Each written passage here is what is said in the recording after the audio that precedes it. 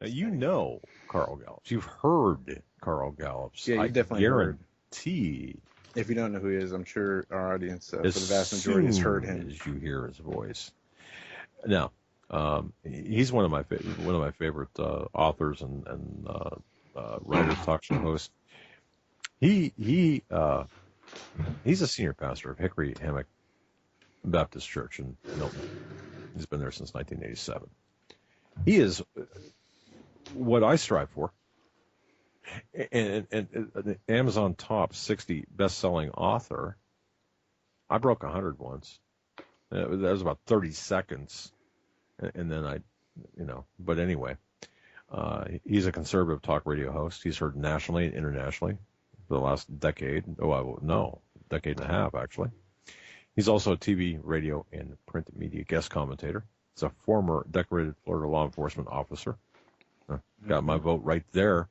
He's a current sworn special deputy with the Maricopa County, Arizona Sheriff's Office under the appointment of Sheriff Joe Arpaio. You might remember our dialogue with Sheriff Joe and others. He's a founder of Internet PINN News and Ministry Network. How about ppsimmons.com? You're familiar with that, folks. He's a member of the Board of Regents at the University of Mobile in Mobile, Alabama. He's a graduate of the Florida Police Training Academy, Florida State University, and the New Orleans Baptist Theological Seminary. Where he's got a Master of Divinity. The author of Be Thou Prepared, Equipping the Church for Persecution in Times of Trouble. Well, we're there, folks. What a great book. Be Thou Prepared. Okay.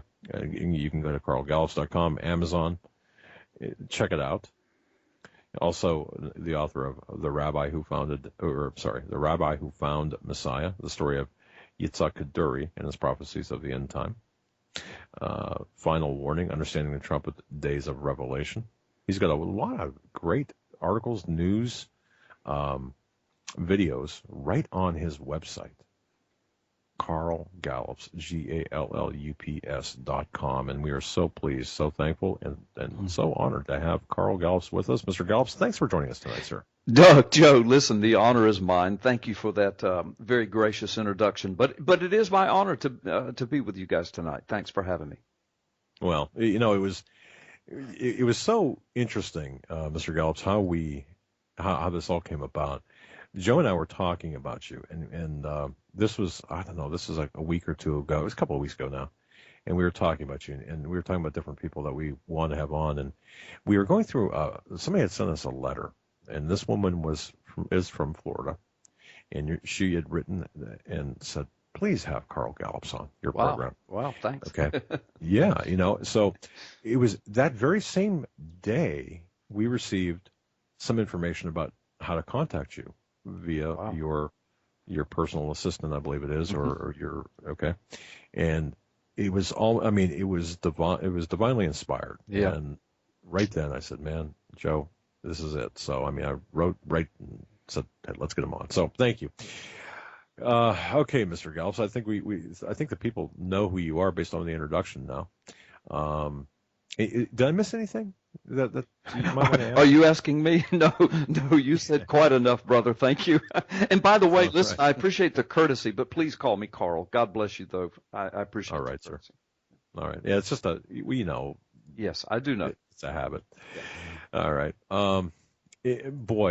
We have so many. We got like a ton of questions to ask you, but you've got such a marvelous website where you have gone. The topics that you tackle are on my heart every day, from evolution to the transgender issue to, everything end of times basically. And you look like we do at everything through a biblical perspective. Yes.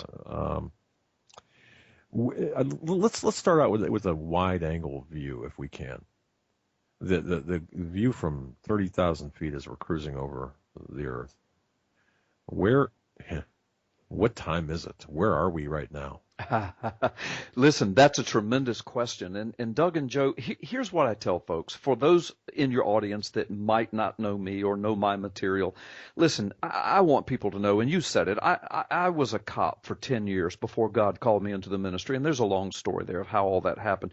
But I've been the pastor of one church for 30 years, a senior pastor of a Southern Baptist church on the Gulf Coast, very solid, doctrinally sound, conservative Southern Baptist church. So I said that to say this. Look, I'm not a date setter. I don't run around screaming the sky is falling. I don't stand on the street corner with a placard on my back saying the end is near.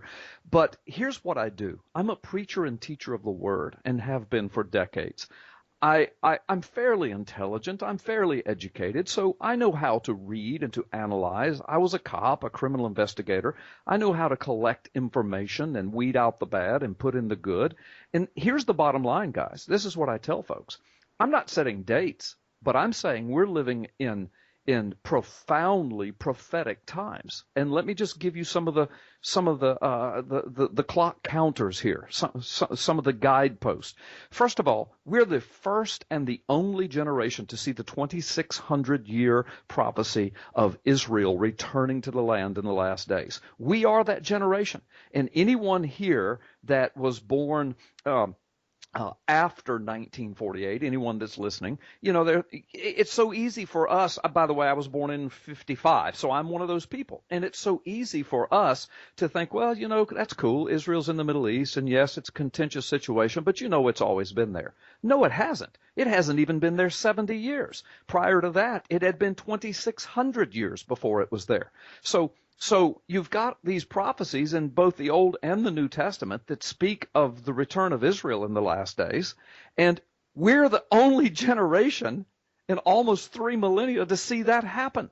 On top of that, in Ezekiel 37 speaks of that coming back to life of Israel in the last days, but the very next chapter in Ezekiel 38 says that when a returned Israel appears in the land, and once it's established and safe and secure, and obviously I'm paraphrasing, guys, but this is the biblical truth. Ezekiel 38 says there will be a coalition of nations that will align themselves and will eventually come together to attack Israel. And that coalition of nations, the names are given from the old table of nations in Genesis 10. They're mainly by tribal names, but they correlate, they align, and historians and sociologists and archaeologists, they know this, what I'm getting ready to say. These names in Ezekiel 38 align with modern nations. And the two biggest alliances that are spoken of in Ezekiel 38, written 2,600 years ago, is when Israel returns to the land, Russia will align with Iran. And then it goes on to name other countries that are situated in and around the Middle East: Turkey, Syria, Lebanon, and Libya. And it says they will eventually align into a coalition that will eventually attack Israel in the last days. Well, we're the first generation to see this alignment of nations. Russia and Iran are in cahoots and have been since the 90s by treaties and compacts. And now we know all about the nuclear arms proliferation agreement between the United States and Iran, and the shenanigans that Russia has played in that. And now, guys, we're watching Russia and China have shown up in the Middle East, in Syria, together with troops, aligning with each other and aligning with Iran for the first time in history. I mean, I could go on and on. The proliferation of this explosion of technological advancements. You guys were talking about some of that in your first hour.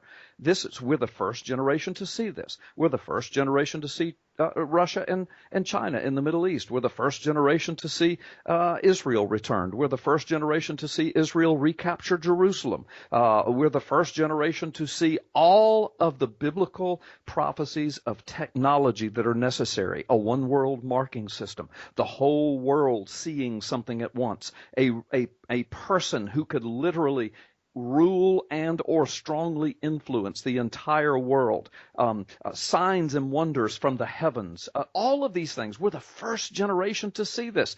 Internet technology, cell phone technology, I mean, one world communications. The Tower of Babylon has been rebuilt. You don't even need translators anymore. You can just go on the internet and it's instantly translated for you.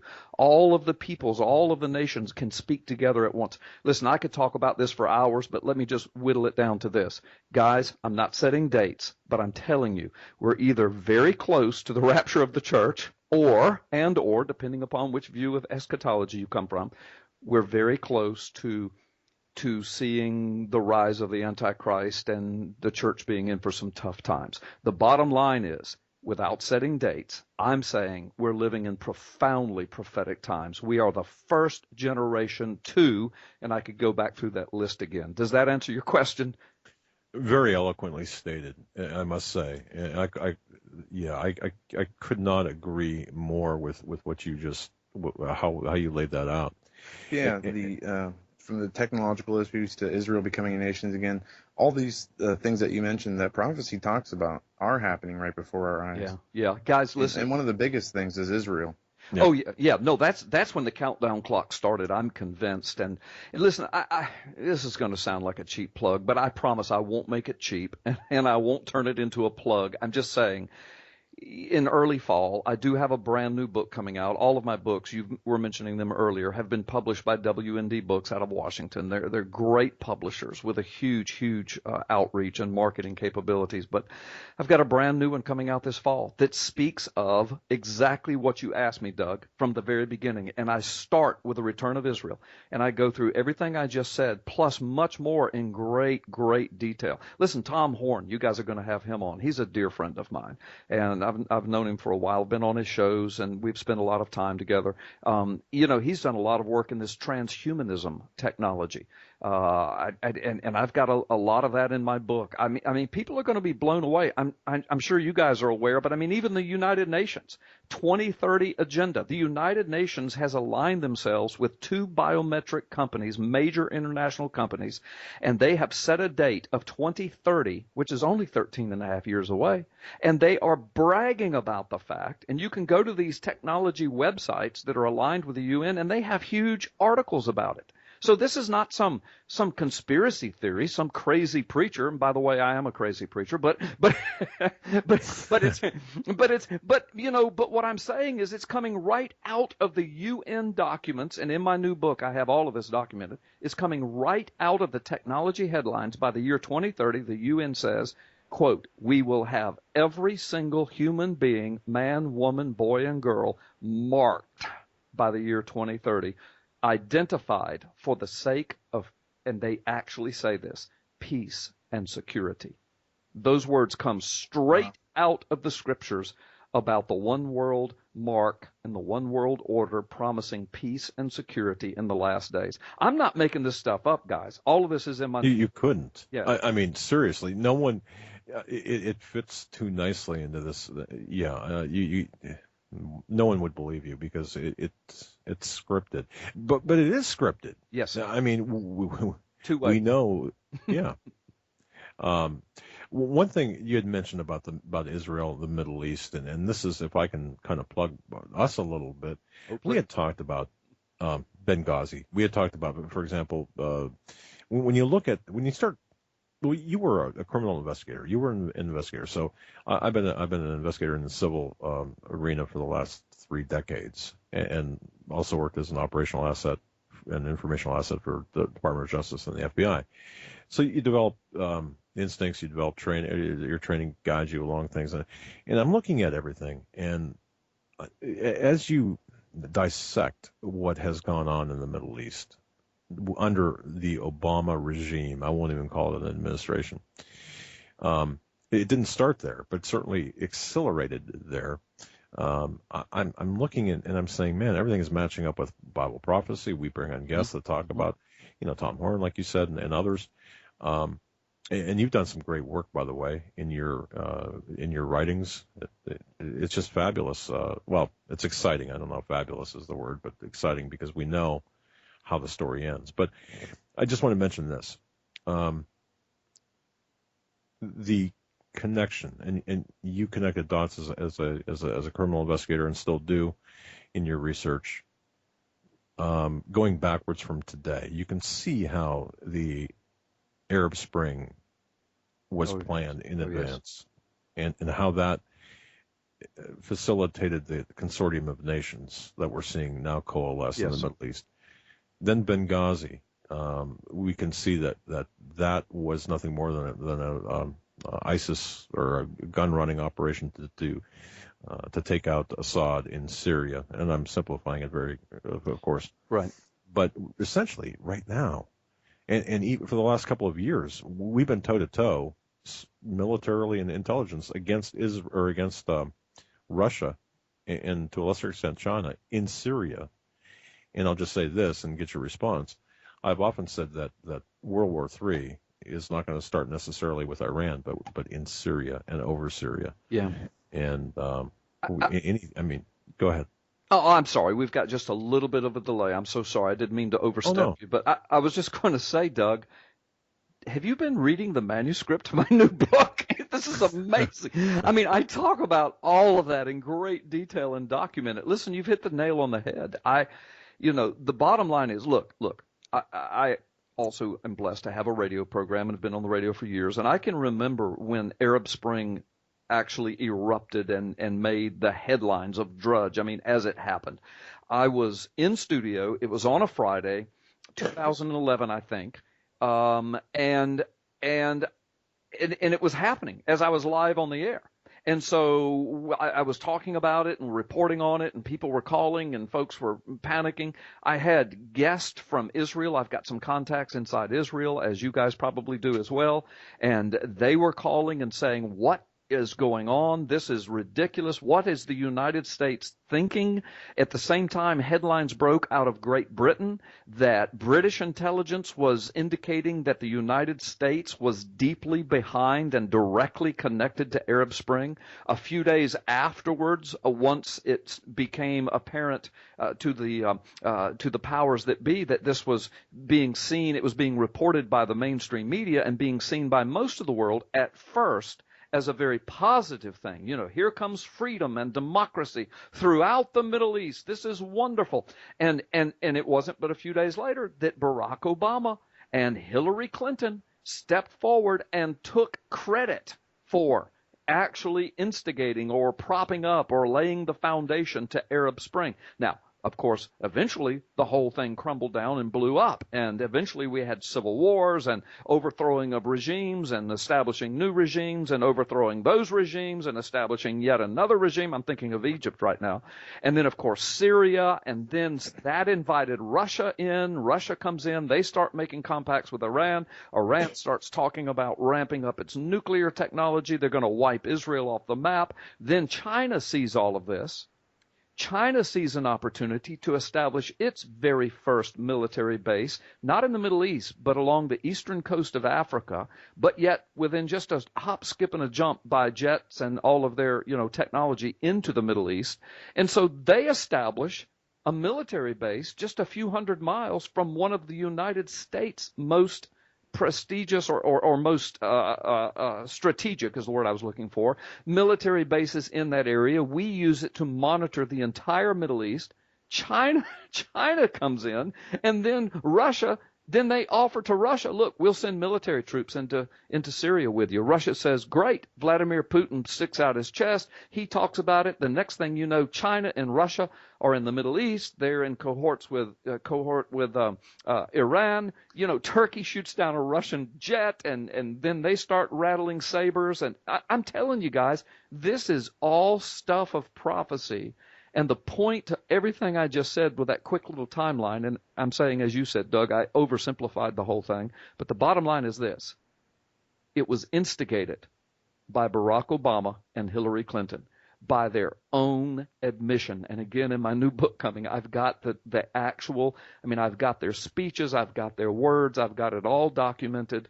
So yes, I think we're living in very prophetic times. And if you want to know, if you want to be able to discern the times, start by watching what's happening in the Middle East. Start by what's happening in Israel. Don't sit in America watching Dancing with the Stars and drinking a Starbucks coffee and think everything must be okay with the world. It's not. Hundreds of thousands of Christians are being slaughtered and scattered, and Christianity is being exterminated in the Middle East. That word exterminated was used by the New York Times.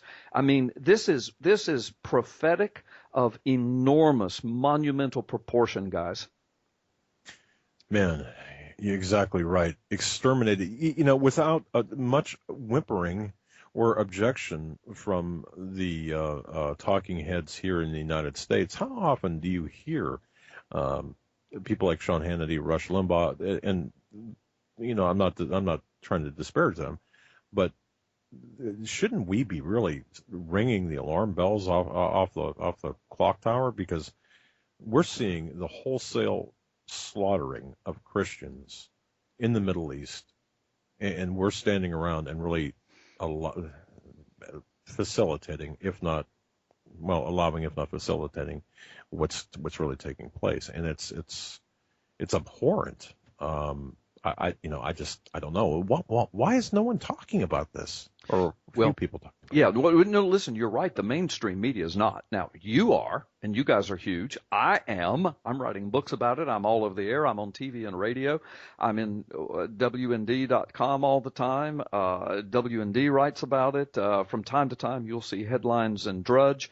And as I said, I've seen a few scant articles in the mainstream over the years. And as I said, I have documented in my newest book coming out from the New York Times. They actually had a reporter write in the headline, said something about, is Christianity being wiped out in the Middle East? So, but you're right. Overall, this should be a matter of horror. This should be a matter of, I mean, it's genocide. And tens of thousands of orphans, and look at the you know, the refugee crisis, and of course ISIS is using that against Europe and the United States of America. Our own FBI says that they're tracking ISIS cells in all 50 states right now, and they're still pouring in, and Barack Obama shipping them in from Syria, Muslims. Which is why Donald Trump has gained so much traction by saying, look, we're going to build a wall. I'm going to halt the flow of Muslims until we can vet them, until we can get a grip on it. So you've got all of this happening, and the mainstream media either doesn't report it, or they underreport it, or they lampoon those of us who do report it. And again, amen. Yeah. Yes. And again, Doug and Joe, I just think it's all a part of the last day scenario. I do. They're useful idiots for the one world order. Amen to that. Now, I had actually a list of questions to ask you. This is one that I wanted to